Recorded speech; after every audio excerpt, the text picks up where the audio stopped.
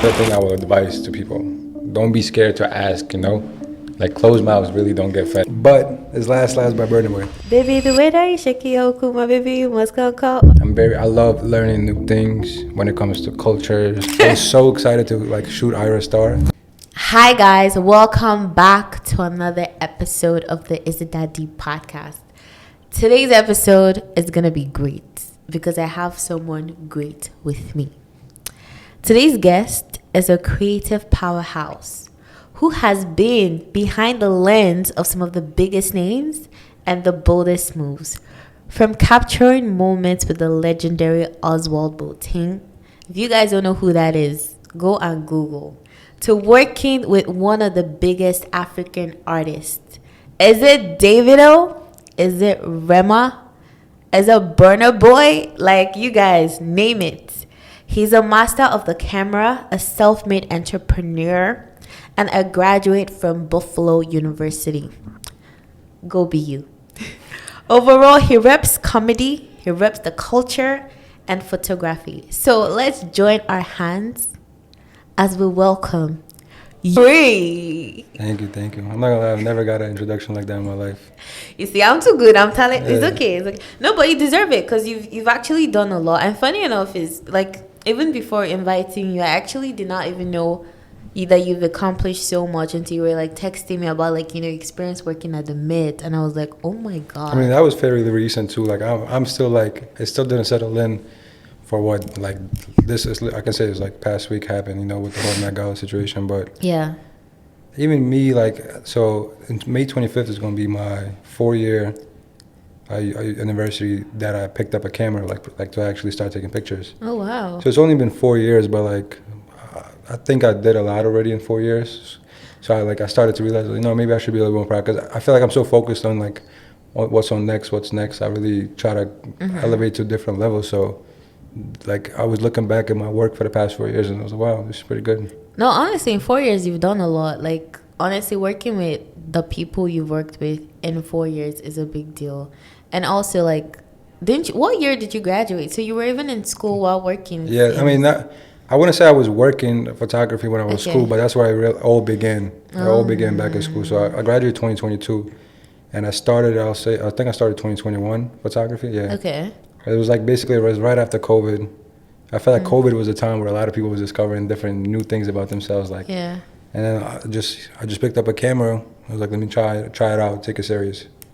So just for clarity, so how you started photography was during COVID. You just started it off as a hobby, and it just became something big. So naturally, my whole life I've always loved capturing. As a kid, I was always the one with the camera. I was taking my family pictures, but never did I think of it as serious. I was just taking pictures of my family, taking pictures of my friends. I had pictures that I was looking at when I was a kid, and I always had a camera with me. And then in college, even in high school, college, school, I was the one taking pictures of my friends, And then when we got to college, me and my friends used to just do photo shoots for fun. We used to just walk around campus, do photo shoots. Because we also just posting on Instagram, our age. Yeah. We just love Instagram. We're just posting stories, so we're just taking pictures for fun. And then during COVID, I realized, I have a professional camera at home, and I just wanted to pick up a new hobby. So I was it was right before new semester started, so I was no, I'm gonna bring this camera with me to campus and just take pictures, And then from there, basically, my friends, this is our junior year thing.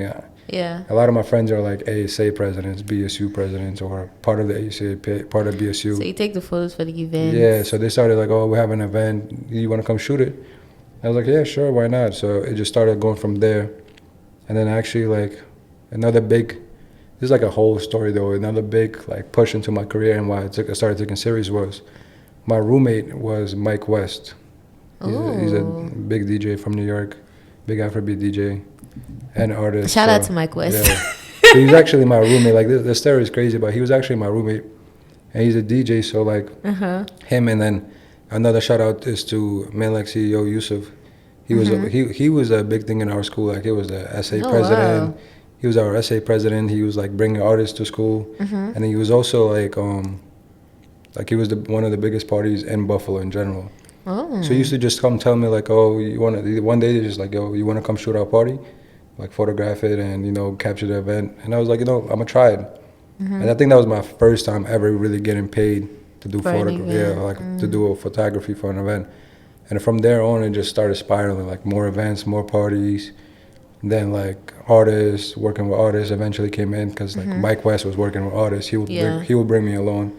So I'm really grateful to like the people that really helped me push and get like a slight head start into the photography life. I'm just curious. Since you went to BU, so what did you major? UB by the way Sorry, too. UBS. Keep saying Because I know BU is Boston. Sorry. because I know the Buffalo people gonna tell you it's definitely not. I am sorry, Buffalo. Sorry to all Buffalo students and alums. Hey, so what did you major in? So I mean, this is a long story. Like I started off as an engineer major, and then it just like a lot of stuff was happening. Like it was like hard times throughout those years of college and COVID and stuff.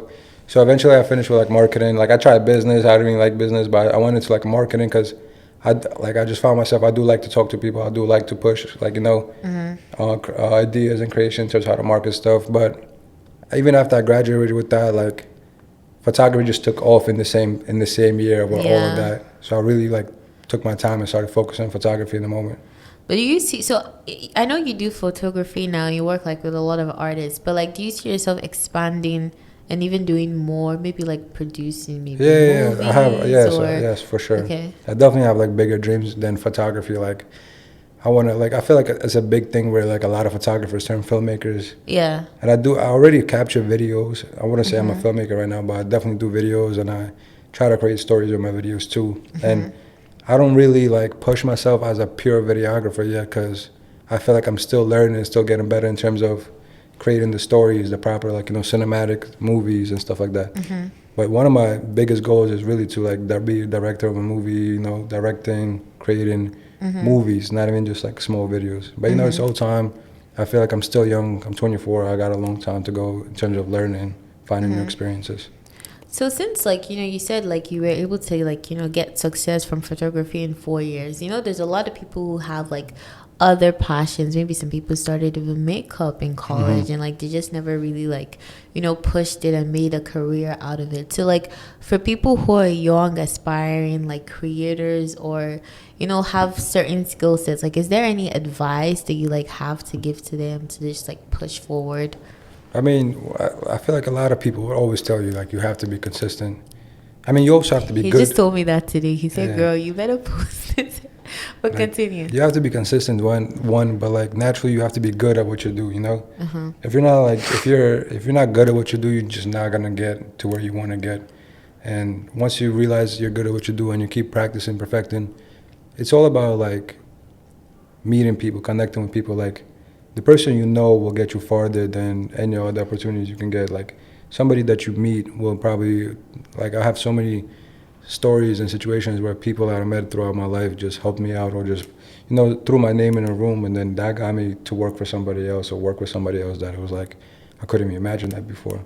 So I'll definitely, like one of my biggest advice is to always make connections based on relationship too. Don't like, something, you know, a lot of times people want to get paid so fast and it's all about the money and the transaction, like the quick transaction. But I feel like it's very important to like know when you have to get paid for something and know where it's okay not to get paid. And like you got to build a relationship with a person that will last you farther than whatever money you will get in the moment, you know.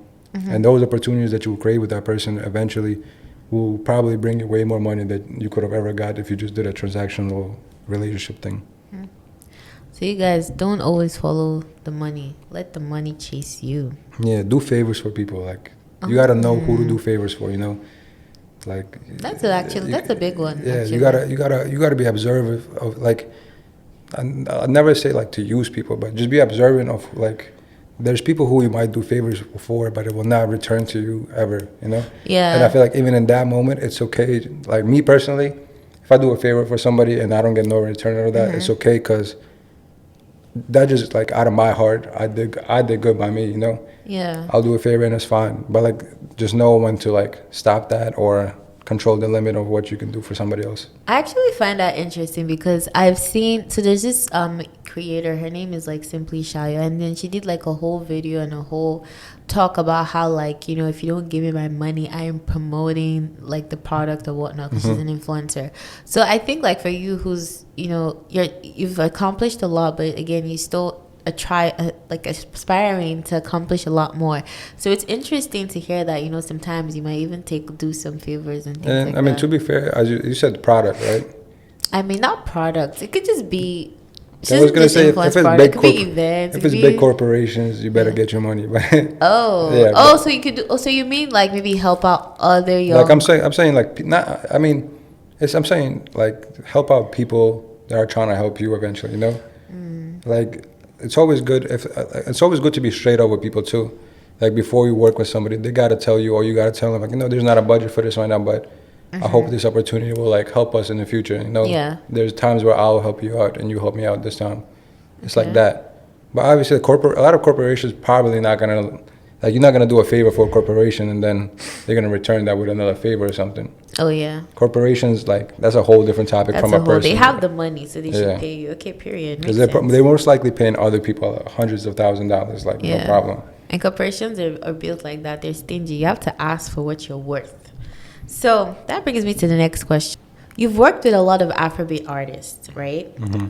Who are some of your favorites and why? Well, yeah, I feel like at this point I did work with, like, majority of the artists I worked with are Afrobeats, and some of my favorites are, like, actually, like, Oromuto Black, I would say, is one of my top favorites artists that I worked with. Because, like, meeting him in person, he was very cool, and he's very, like... Engaging. Like, good, engaging and good energy, you know? He didn't have no high ego about him or anything like that. Like, he greeted me. He said my full name. Like, once I told him my name, like, out of curiosity, are there some that have given ego vibes? I mean, I feel like there's artists who are like, I feel like not on purpose, but like there's artists who are on a different level in their time right now, where like they probably wouldn't give a time of the day to everybody, you know? Yeah. Especially if they don't know you. Okay. But there's artists who are like very like greeting, very laid back and greeting. Like they have very high respect for everybody. Like, and you work in a room and they'll like greet you, speak to you, no problem. So like Oromuto was one of them ones where like. And he showed me so much love. I feel like like some of my pictures that I took for him are some of my favorite pictures ever. Aww. Like, I don't know if you can put pictures on the screen, but in there's a picture I took, right? And it was his first show in New York. Yeah. And there was a green light. It was like a yellow light behind him, like a spotlight on him. And he was standing looking over the crowd. And when I was editing it, I was like, so another thing I do when I edit, I listen, like especially for concert. Yeah. Like I listen to the people's music while I edit their pictures. Just see, a real talent here. It's like, I don't just do the work I really invest my time. Yeah, like it just gets me in the zone. Like, it gives me like more creative ideas if I'm listening to their music while editing their pictures, right? So I was listening to the song, I think it's called Abuja People. But like, it just gave me an idea that, like, you know, this is his first show in New York. Yeah. He's coming from Abuja, Nigeria. So I basically added the light where I made the light green, like fully green. Yeah. And I put a white stripe through the light. So it looks like the Nigerian flag is like covering him while he's in New York City. And basically I had an exhibition in New York like last year. And that was one of my pieces, like that was my statement piece. And I titled it From Abuja to New York City. New York City. And I would, like, during the exhibition, we had to explain a lot of our pictures. You know, not a lot. I didn't know that. Actually, now that I think about it, it makes sense. So, like, when you like exhibit your photos like that, like, do people buy? They could buy, yeah, if they want to, yeah. Okay. But I didn't. In that moment, I didn't even put a price on them. You know, I just like it was not really for sale. It was just to show off some of my work. Yeah. But eventually I know you can sell a lot of people. If somebody really wanted to buy it in the moment, by all means, you know. But I just didn't know how to price it. It was just, so I just left it alone. But what I was saying is, like, even in that moment, not a lot of people know the Nigerian flag. Yeah. You know, I wouldn't even talk about too much about U.S. education, but a lot of people like catch on. Yeah, like catch on. Like, it's not gonna pop in their eyes, but when I But a explained Nigerian would see it. Yeah. Like, I would know. Yeah, Nigerian would obviously would see it, but like when I in the moment I was explaining, like a lot of people in the room was like, "Wow, I didn't even see that." And I'm thinking, like in my head, I'm thinking like it's Isn't pretty that obvious. obvious? It's pretty obvious that it's a Nigerian flag. Like it's Yeah. like it takes off like a majority of the picture. So I was like, but it was a cool moment that like explaining my art to other people, and then like that reaction was just like, okay, see. Beautiful.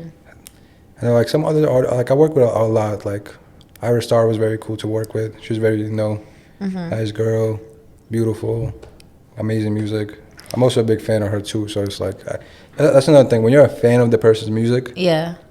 it's so much easier to work with. Like very much easier to work with because you really like the person already. I really want Arya to come on this podcast. This is me one saying day, it to her. yeah, one day, you never know. One I'm day, a sappy girl, so yeah, I'm just putting out that out one there. day, she's killing it too right now. Funny thing is, one of my close friends is also her DJ, and I have a crazy. Oh. The story how I work with Ira is pretty crazy too. Like that Tell us. So it was like basically it was Dreamville 2023. Okay. And my friend is her DJ. And that's another thing I would advise to people. Don't be scared to ask, Like closed mouths really don't get fed. Like don't be scared. Facts. Don't be scared to ask people. Like the worst they can say is no, you just keep moving. Yeah. It's not gonna really hurt you as long as you don't take it like that. So it was like the Dreamville concert the festival was on the weekend, so Saturday, Sunday. It was in North Carolina, and I'm in Brooklyn, New York, right? So on Wednesday, I was like, I just seen that Ira was on the list of performance. So I'm like, wow. And then I realized, like, no, my friend is our DJ, so he's gonna be here over there. And I didn't expect nothing out of it. I literally was just like, let me just text him, just to see. So I texted him like, what's up, bro? Do you think there's any chance you can get me like a media pass? Not even working with Ira Star. I just said, do you know if there's any way I can get a media pass or just a way to work for Dreamville? Because also, J. Cole is my favorite rapper of all time. So I just wanted to be there somehow, some way, I just wanted to be there at the concert, work, not work. And he was like, he told me, it's like, it's very last minute, so it's very unlikely.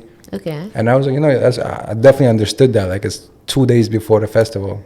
It's probably very hard to get me that pass. So it was Saturday. Festival starts on a Saturday, and it was already Saturday, like early. And my friend texts me. He's like, yo, I got you a pass if you want to come. Ooh. Mind you, North Carolina is 10 hours away, driving. Don't tell me you And drove. then the flight to go to North Carolina, I was like, I don't know. Like, the prices was crazy, Like, and it was so last minute because the festival already started on a Saturday. Yeah. And I'm like, I was texting my friend. I was like, DJ KO, by the way, amazing DJ. Shout outs to him. So he was telling me, like, yeah, if you can make it, just let me know. If you can't make it, it's cool. I was like, no, I'm going to make it. Like, one way or another, I'm going to make this opportunity. Mind you, because it's my first biggest opportunity. Like, in that moment, it was the biggest opportunity ever. So I decided, I told my mom, told my dad, I was like, I'm going to just drive there tonight. So I went to sleep around like 6 o'clock p.m. I wake up like 11 p.m., get in my car, and then 12 a.m., I go straight to North Carolina. The drive was like 10 hours, but I get there at 9:30 in the morning. All I did was stop for gas. I didn't stop to sleep, nothing. Like, wow. I feel like I was so excited to do this. I was so excited to like shoot Ira Star. Oh my God. And just going to the festival in Ira, general. are you hearing this? Wow. Like the fact that I was just going to the festival in general, like I got there at 9:30 in the morning. So I meet my friends at their B&B and my friend who's the Ira Star DJ. And I'm thinking like, I'm gonna take a quick nap and then we're gonna go to the festival. And it's like I sit down and my friend is like, yo, you're ready to go? We gotta go to sound check. And my head just goes crazy. I was like, wow. there's no way. Like I just did a 10-hour drive. I'm so tired. Like I'm exhausted. And then we gotta go straight to working. Yeah. I gotta capture everything.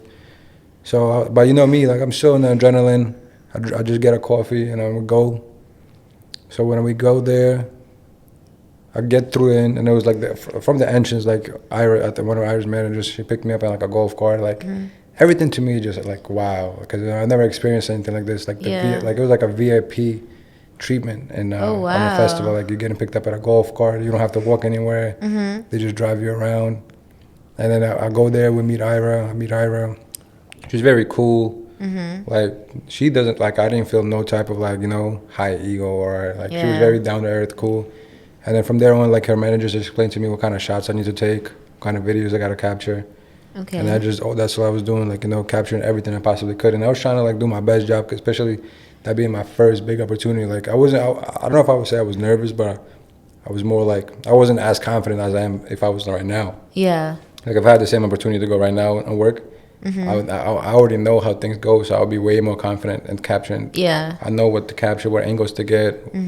But, like, at that moment, everything was so fresh and new, so I was learning as I was trying to actually, like, do my best job possible. Yeah. And, like, so, you know, I shot Iris set, then we watched everybody's concert, just walking around. It was just such a good time. I met a lot of, like, other artists, like, not even Afrobeat, like, other artists and singers. That was cool. And then late night, that was another crazy thing. Late night, so mind you, this is, like, so by the time the festival ended, right, it was, like, 12 a.m. So I left my house 12 a.m. yesterday.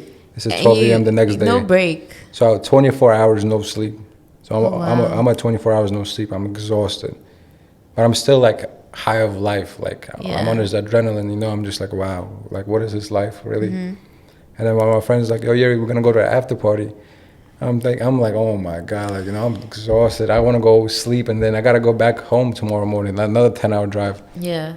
But, you know, in the moment, I was like, yo, I cannot miss anything. Like, you know, the FOMO thing? I was really like, I cannot. I will FOMO, I will sleep.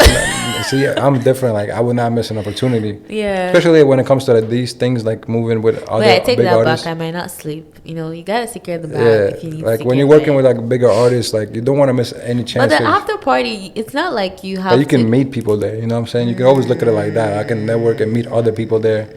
And just have a good time. So it's not just partying, it's more like networking. It's networking. You never know who you will meet, especially when it comes to these big events. Yeah. Okay, and then we went to a party, like, that was a good time. And then, like, mind you, it was 3 a.m. And my friend is like, we're going to another after party. I told him, like, you know what? Period. But you know what? I'm telling him, like, yo, I think I might just go to the, mind you, I'm still driving. Like, I was driving to the party. I'm not drinking nothing. Like, I'm sober because I knew. Like, one, I'm not going to drive. I don't drink and drive. Drink and drive, yeah. But two, even if, like, I couldn't even think about that. All I was drinking was Red Bulls. Like, I was just trying to stay up. I was drinking Red Bulls. Like, I just needed energy. And then my friend was like, yeah, you sure you don't want to come? This is Drake's after party. Oh, you're going to go. When I tell you. Say less. When I tell you, I woke up and I was like, what's the address? You know, let's go. So when we get, like, so then we go in and then, like, this I can talk about this because this was all over, like, social media. But Drake basically had a private party at Dave & Buster's after Dreamville, like the whole Dave & Buster's. I did not know. Yeah, but like it was like on Shade Room and stuff like that. But wait, you see, the other people in the room know this. I'm just like, where am I in this earth? Like, how come I didn't see? Yeah, so he basically rented out a whole Dave & Buster's, like, and just invited all the big time celebrities, friends, all his friends and stuff. Just have a good time. It was like a proper, like, that was the coolest, like, celebrity party I ever seen in my life. It was just people there, like, just vibing. So when we walked in, like, I looked to the left, it was like Summer Walker playing ice hockey. I looked to the right, J. Cole is shooting basketballs, and I'm like I really told my friend, I'm like, bro, am I living in a dream right now? Oh. Like, I was like, there's no way. You actually were in Dreamville. Yeah, that's crazy you say that, but like, it really wasn't a dream, and I haven't slept in like 27 hours at this point. So like, I literally, like, I couldn't believe in the moment. And also, like, I'm a fan of all these artists in this room, but like, I couldn't be a fanboy. I couldn't, like, go. Yeah, you have to maintain your steez. That and on one, I was working with Iris Star. Like, out of respect to her, I gotta move accordingly. You know, this is like, I'm here just to like we just with her. I just had to respect that, and I wasn't fanboying. I was like Drake is right there. I loved Drake music, so I was like, naturally, I was like, yes, I want to come talk to him, but like, I remained cool. I remained cool. Like, you know, we said hi and everything. Just everything was respectful, and then we just had fun on our own time, and, you know, just enjoying Dave & Buster's. Like, Drake gave everybody Dave & Buster cards and had like, go ahead, have fun. Oh. And like, after that, I went. So I got home like probably 5 a.m. Slept for like 5 hours.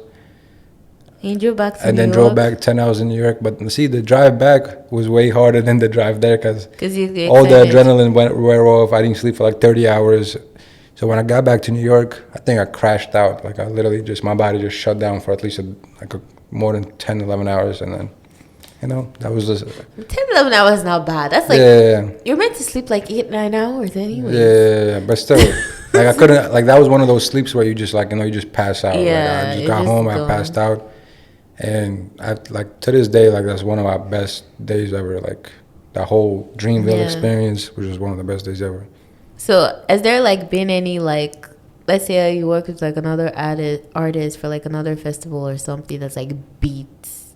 Like, what would you say? Like you said it's one of the best. Is there another one that like beats that experience? You're like, I mean, I'm not gonna lie, this last experience that I just had with the Met Gala was one of the best experiences. That's like the fairly newest best experience I've ever had in my life. Expand, please.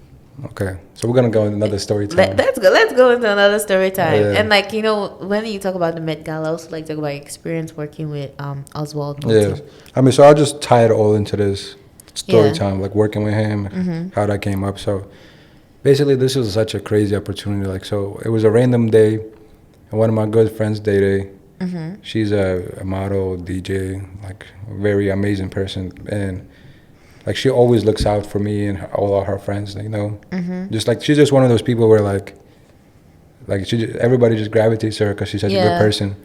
And she just randomly hits me up one day like, hey Yuri, a friend of mine needs a photographer and videographer for that Met Gala. Do you want to do it? Like once I read Met Gala, you were like, I didn't even check my calendar. I was like, yes. I said yes. Wow. Like there's no excuse. I'll make time. Yeah, like there's opportunities you can never miss in your life, Yeah.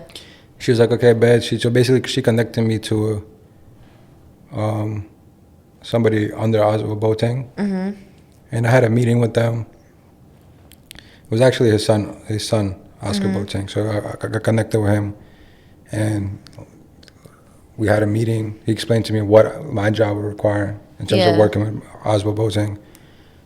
And I just told them that they asked me like if I'm able to do everything. Yeah. And like, of course, like I knew I could do everything they asked me to, but realistically, I would not miss the opportunity. Like even if I was like worried about something, I will make sure I'm able to do it. Yeah.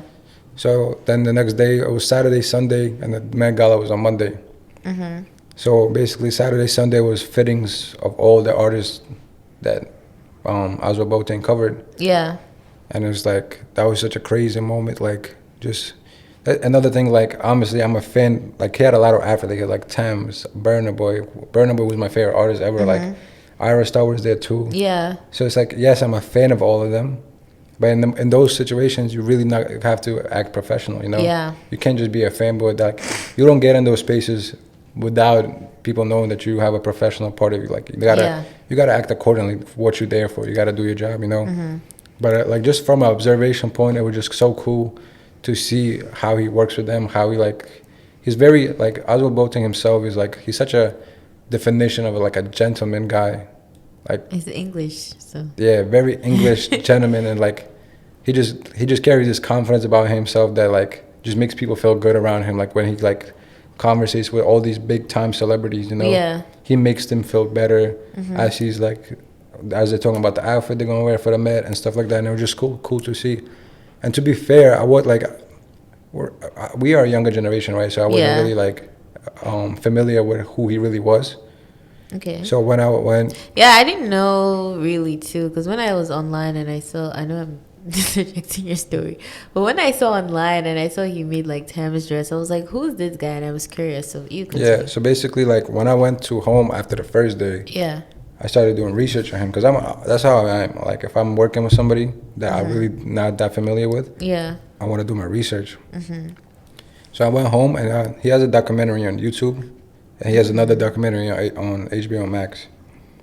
So I watched his documentary on YouTube, and like my mind was just like shocked who this person really is, like Oswald Boateng. Wow. Like I feel like he's literally like a living legend because of what he did for the tailoring and fashion world, not just in Britain, like London, UK, right? Yeah. But just all over the world, like connecting like Africa and Ghana to the rest of the world when it comes to fashion and tailoring, design and stuff like that. And like he's very famous for having bright colors. And like he changed the whole tailoring game with that. and he was the first black man to have his own store on Savile Row. So if you don't know what Savile Row is, I feel like I'm learning, but this is what I've learned in these couple of days. Mm-hmm. So Savile Row is basically the tailoring row. It's the most famous row of tailoring in London, in the UK. London, okay. I'm pretty sure it's in London though. And like there was no black owners like so over there. So he was the first black man to have a major store. How old is this? How old is he? I'm not sure how old is he, but this year is 40 years of his business actually. 40 years since he's been doing this. Wow. And I think he started taking over and he was like 18, like in his later teens. Young. Yeah, later teens he started taking over. And I would definitely advise watching his documentary. It's called A Man's Story on HBO Max. I'll watch it. It will really like teach you about how he actually like affected the world. And paved the way, yeah. Paved the way for a lot of tailors and designers in general. And I feel like, especially with the whole Met Gala theme. Like tailoring, what was it? Dandyism? Dandyism and the whole super fine tailor, right? I felt like he fit that perfectly. And it made sense for him to be one of the designers for Met Gala. You know, that's so interesting because, so online, like on the Nigerian space. Yeah. Because they kept, like a lot of people were insulting the artists that showed up on the Met Gala, especially for their outfits. People felt like they didn't do as much. Wait, this is not good because it looks like I'm using this man's handwork. But like there were certain people who felt like maybe the artist should have gone with other Nigerian tailors because they're really good too. But I take that back though. Continue. But you have to be invited. There's a whole process. Yeah, I was gonna say to say to that is a whole process. Like you have to be part of the designers for the Met Gala. One. Yeah, in order to be. And two, the point. This is my personal opinion, right? Yeah. This is no right or wrong. This is just how I feel. Mm-hmm. I feel like the whole theme of Met Gala was a tailored look. It wasn't like a crazy. I don't think it's supposed to be crazy. Obviously, Met Gala is one of the biggest things in the world when it comes to fashion. Yeah. But I feel like what really killed it was those tailored looks. And me personally, why like no bias that I worked with him, but for Oswald Boateng, right? He brought colors and African traditions mixed in with like British tailoring, to Met Gala. And I feel like that was very huge for the whole theme of the Met Gala this year. Mm-hmm. Shout out to Oswald Boateng. You guys make sure you watch that HBO show. So, you've worked with a lot of artists, Is there like any artist that you're like, this is your, maybe not even artist, but like in terms of where, I guess the question I'm asking is in the next, let's say 10 years, like who do you see yourself walking with? Like what would you consider the peak and the heights of your working with an artist? Yeah, working with an artist or career. Like the peak of my career will be when I'm like a director of a huge movie or something. Personally thinking I don't think you don't even become a director of a big movie because I know you're gonna do it because from having this conversation I can tell that you have like drive because that whole 10 hours drive that was something. Yeah, I will get to my opportunity. I will bring this clip and be like, you guys, I interviewed him. Hopefully, soon it will come. Like one thing about me, like I love manifesting and I love I really believe in like if I can achieve something I'll do. Like it's one thing about to think about doing something and there's another thing about actually doing these steps to achieve those dreams you have in the future, And the funny thing about the artist peak, I was just talking to my friend the other day. I was like, if I ever get to work with Beyonce, I'll retire. Oh yeah. I'm joking. It sets you up because it's gonna be great. So I'm joking, but at the same time, like I think working with Beyonce it would be my peak artist I will ever get to work in my life. Like my dream artist that I really want to work with is like I worked with Burna Boy, but not on a direct contact. Like I worked for Oswald, and I was able to capture Burna Boy, and I've seen some of his concerts. But like that's one of my dreams is to work directly with Burna Boy. Like just because I'm a big fan of his music, one, and two, I watch his concerts, and me personally, I think he's one of the greatest performers of all time in terms of concerts. Like the bands, the dances, the effects. It's really like, as a photographer, that makes our job so much more funner because there's so much to it. Yeah. For example, like Rema. It's okay. Yeah. Example like Rema, continue. So, for example, like Rema is another amazing performer, and his recent show MSG was one of the. I think that's my best pictures I ever took of a concert yet. Oh. And that's due not only to his performance level, but also to the stage setup. So one of my friends, Mars, she's part of the team that does the set design, Mariana, and that like the set design, they created this huge, like bat ears or like bat wings into a mountain, and like. Oh, is it the bat? Oh, Yeah, continue. the whole Rama, you know. Yeah, I know the whole. That thing was controversial. At some I mean point. that controversial thing that's also part of his culture. Like that's Yeah, I feel like yeah. people before people get into controversial opinions, they should research more about the person they having these opinions on. You know, it's very important to do your research and then talk about it. A lot of people talk about it and They don't do their They research. don't do their research. But remember, it was just like so to say to Burna Boy, those are artists that really put time and effort into their set design, the effects, you know, fireworks, Yeah. fire, all of those stuff, and it just makes a photographer's job so much better because it's like you can like it makes my eye to really create stuff with it, right?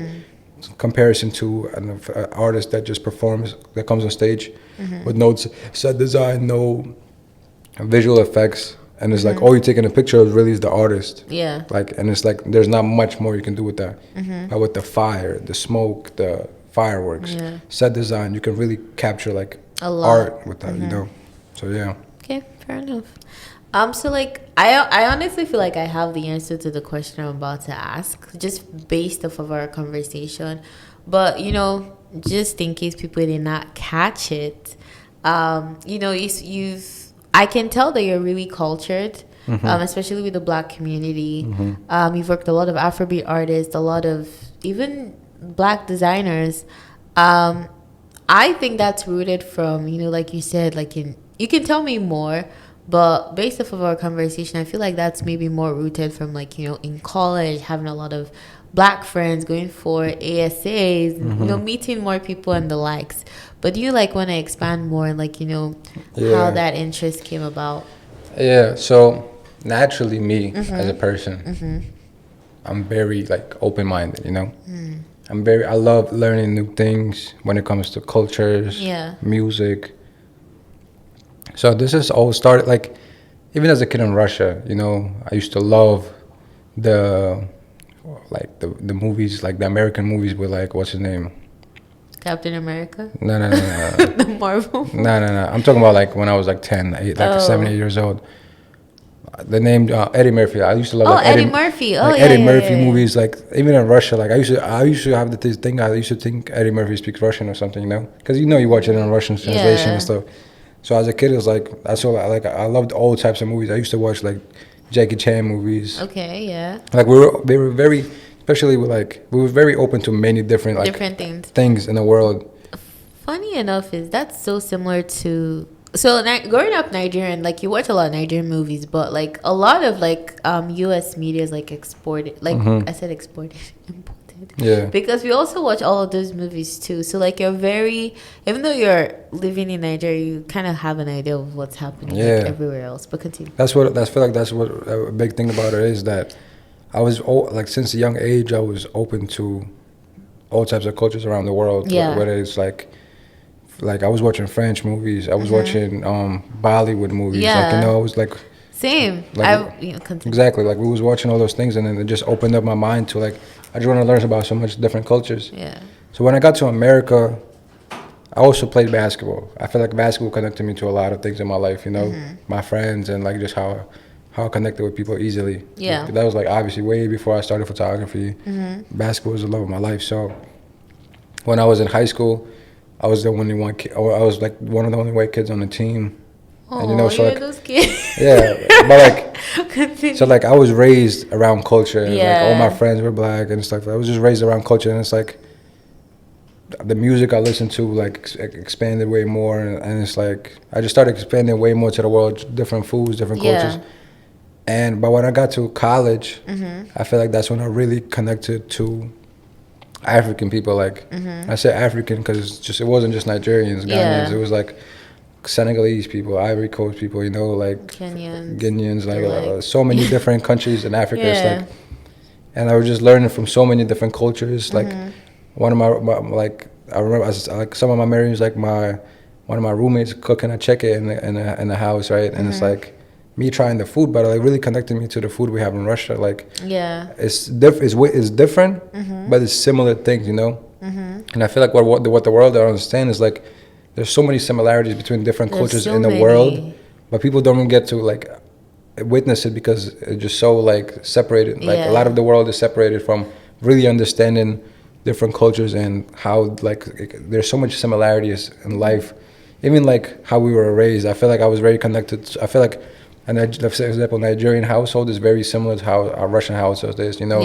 your parents are like strict and they want you to succeed in life. They want you to be like these high positions. You know, you're just raised with respect and stuff like that. Like there's so many similarities I found from different aspects: food, music, culture. So I feel like that just like I'm always open minded too. Like so, and then another thing is like.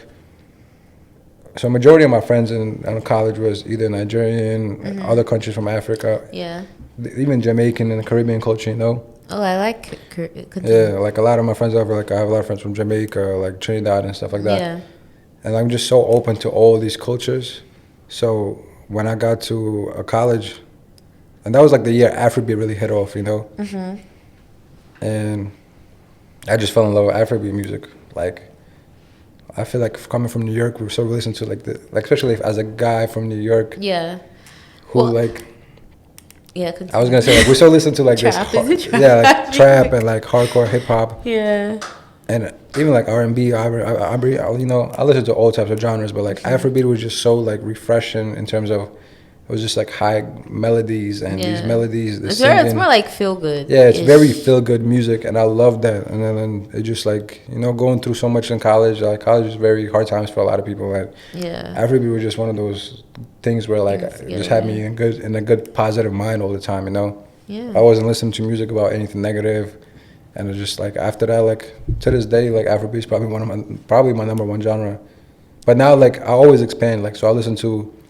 Like lately, I started listening to like Brazilian music. Be careful what you say, because it's gonna continue. But no. I'm gonna say like lately, I started listening to like Brazilian music. Okay. I also love like very instrumental music. Like I listen to like this Senegalese orchestra.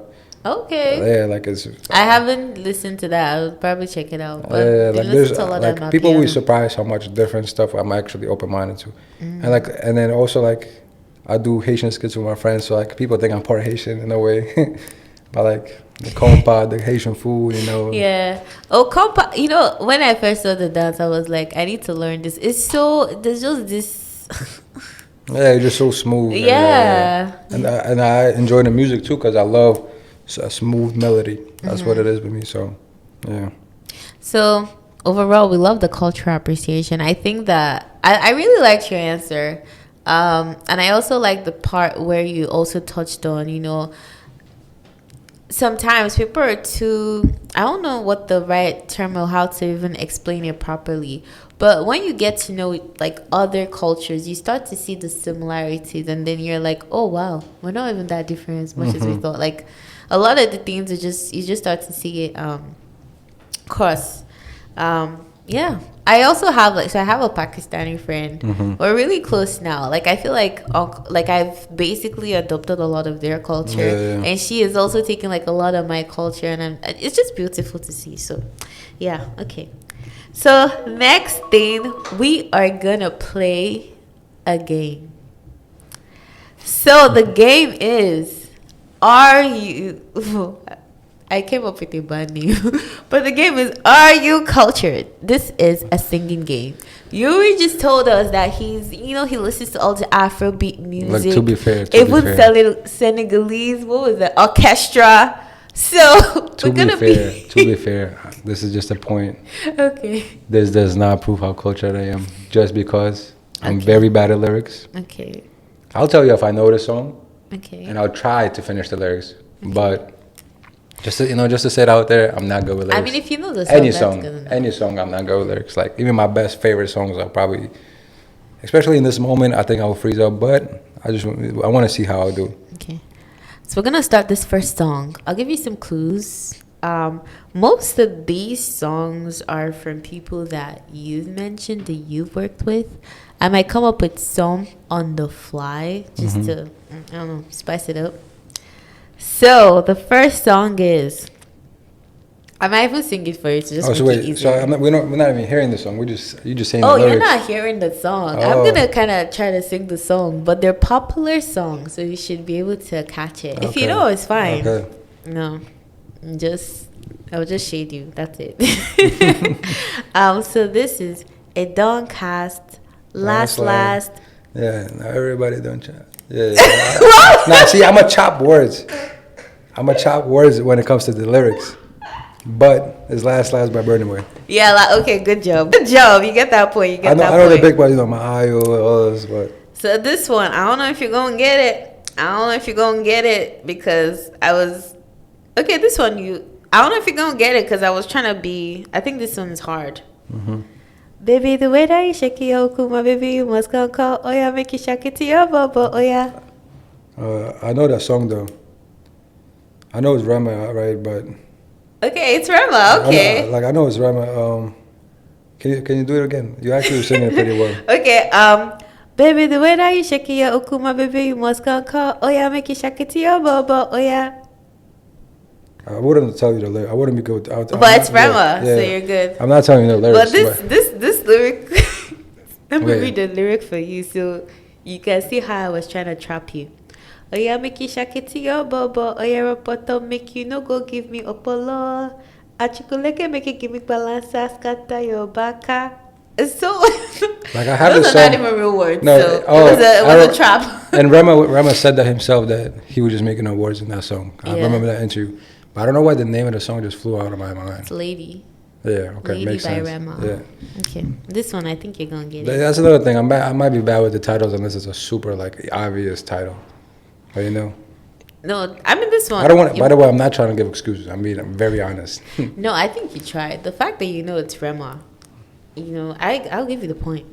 I feel like that was easy though. The fact that it was Rema. That's such a Rema flow to it too. Oh really? Yeah. Okay. I should be able to guess the title.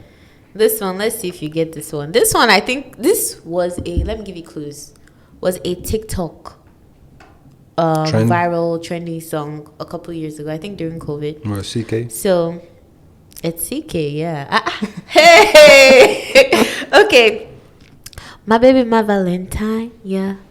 Can I you to make my temperature rise? I mean, I know the song. I wouldn't tell you the lyrics. What's the title? If you don't get the title, I won't give you the point. It's not Emiliano or something like that? No, it's not that one. That's That's another one. Yeah, that was the one he came up after. Yeah, that one didn't do. No, it's crazy, but it's Love One Tintin. Yeah. Okay. It's crazy. I don't remember the name, but obviously that was such a trendy song. He blew up of that song. That song was everywhere. That song was great too, and I like CK. I feel like he's a very good artist. I feel like because of the success from the first song. Okay. The next song is. I'm not gonna give you any clues for this one because I think you're too good. So, baby, so mommy. Yeah, is there crime? By Rema. No problem. That was a okay, super. I'm going to super give recent. you this one. I'm going to give you this one. I don't know if you know who sang it because I don't even know if my friend was actually in that video too. She was the vixen for the Rema's Is It a Crime video, so it was super dope. I will never forget that song. Oh wow! Look at you. See, you were talking about how this your friend hooked you up with the Dreamville Fest thing. Can they hook me up? I don't know. When it comes, I just have to ask. Yeah, when it comes to this whole. Fair enough. If they can, it's okay. It's okay. No, tell them that she. You said closed mouths don't get fed, so. No, yeah. I'm just shooting my shit. I'm just kidding. Yeah, it's not I understand what you're talking about though. Okay. So that's all the questions I have. For the games, I was thinking of adding one more off the fly. Let me see. What can I give you that I feel like it's hard? You can't know this one. Olufumi yo makpa mi lekun o. Olufumi lola. I'm a guess. Okay. It's not the What's his name? It's not the big four. No, I know. Okay. It's like old. Oh, this is old? I mean, someone did a kind of like a remix not too long ago, so. Yeah, I know. I think I know what the remix is. But I don't know if I would know the original song. Okay. But I don't know, the name of the artist just came out of my mind. But is he an important artist, right? The remix, these are important artists in the culture? The guy. Uh-huh. So, sorry, I'm a little distracted. He's an important guy. He's big enough. He's not too big. He dated some model. Really? He dated a Doja Tech hubby. Doja. Yeah, what do you mean? Okay, I don't think I'm gonna guess this one. I think I'm even giving you the wrong clues. Yeah. But the song I sang is by Style Plus. I knew you wouldn't get that one. That's an old school song. But there was a remix that was done with like some other artist. I think I gave him the wrong clue though. You guys don't judge me. My bad. Okay, so that's the end. But just to say though, I do listen to old Nigerian music too. Yuri, we know you're good. You got all those. No one is like this is not like obviously the mainstream Nigerian music, but I really do like listening to, because I told you I like the instrumental musical stuff. Yeah. Like Fela Kuti time and stuff like that. Mm-hmm. Like, I like those type of stuff too. Okay. Because I really like the band and the saxophone. You're killing it. It's okay. He said I know myself. I just had to mention that, you know. Fair enough. So the ladies watching here, they want to know if you're in a relationship, if you're looking to be in a relationship. What's that looking like for you, your dating life? You know, my dating life, to be honest, is like, I don't know what it is, to be honest. It's just, I'm so like focused on work, but at the same time, I'm not opposed to it, you know. I'm also, I'm a true believer in natural and the natural meat, like. And that, so you're not into like online. No. Okay. I like I gotta meet you in person and fall in love with you when I see you. Like that's what I'm that type of person. Like I gotta meet you like through something, you know. Maybe that's how most of my relationships have been. Like just meeting somebody through a friend or at a place I wouldn't say party. Like I don't really meet people at a party for those situations. Not to say my wife could not be at a party, but I'd just be so focused on working the usual time. Okay. So I don't even have a mind to that. But just in any occasion, I like a natural meat. So like at a friend's event. Yeah, like you know what it is? You know what it is? I watch a lot of movies. I watch all types of movies, right? So I feel like the way I meet my wife gotta be. So like the books will fall, you lift the book up. Yeah, and then she, like her books will fall, I lift it up, and then our eyes connect. Like my wife, I gotta meet her on some deep stuff like that. What do they call, like a rom-com type of, you know? Like a romantic. No, so are you like a hopeless romantic? It sounds. Yeah. But literally, I'm a hopeless romantic. Yeah, I really gotta meet you. Everything gotta be like in a movie. Like, you know, to be fair, I feel like a lot of moments in my life felt like a movie already. Just so I feel like that needs to feel like that. It gotta continue like that with the love. Like it gotta be on some movie stuff. And maybe I'm just hopeless in terms of that. You know, especially with the dating situation in the world today and in New York specifically. Yeah. I might be hopeless, but I'll still believe in that. But why are you like, I mean, I know at parties usually you're working, but what about the parties you go to that you're not working? You're still like not a. No, yeah, I mean, no. If I'm going to parties just to chill, of course I can meet somebody that. Oh, okay. But like, it goes. Sometimes it just goes like, you know, maybe something might happen, but it just doesn't go too far yet. Didn't go too far yet.